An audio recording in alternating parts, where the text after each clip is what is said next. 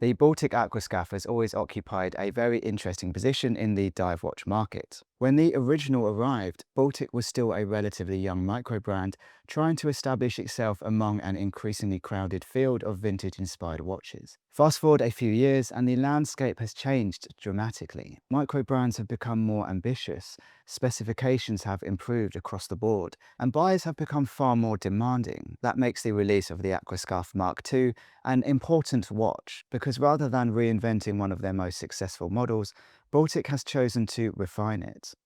At first glance, you could mistake the Mark II for the original Aquascaphe, and that's probably very intentional. Baltic understood that the original proportions and styling were what made it such a success.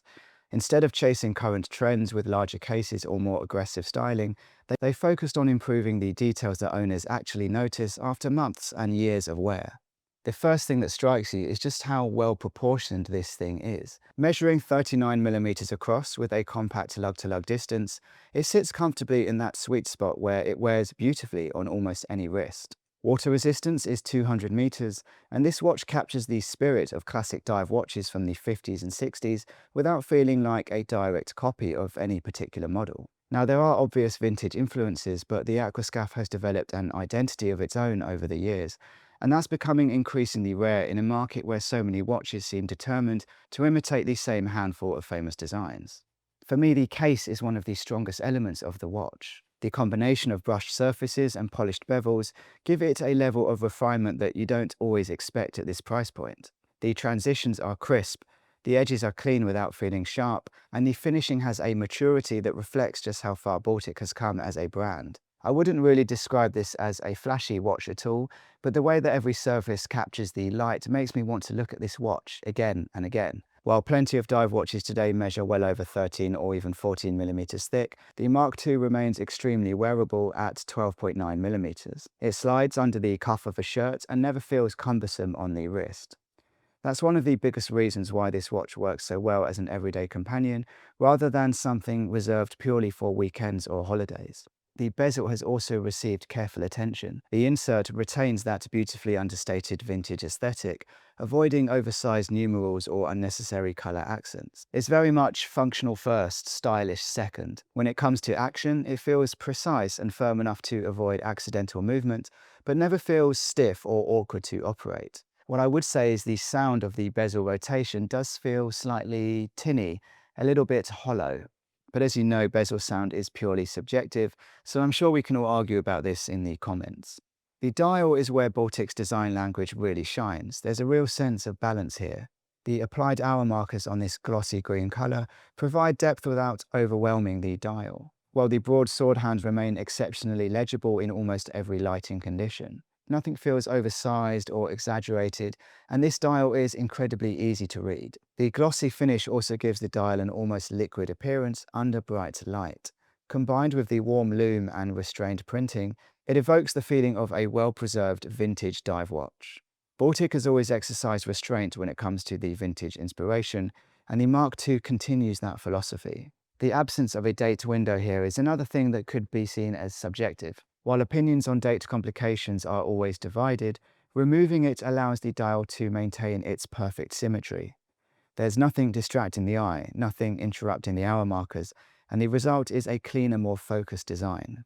Turning the watch over reveals a solid caseback rather than an exhibition window, and that's exactly the right decision for me personally. Dive watches have never really needed a display caseback, especially when the focus is on heritage and durability. Inside beats a reliable Miyota 9039 automatic movement that has earned a reputation for dependable performance. It hacks, hand winds, offers a healthy power reserve of 42 hours, and perhaps most importantly, simply gets on with the job day after day.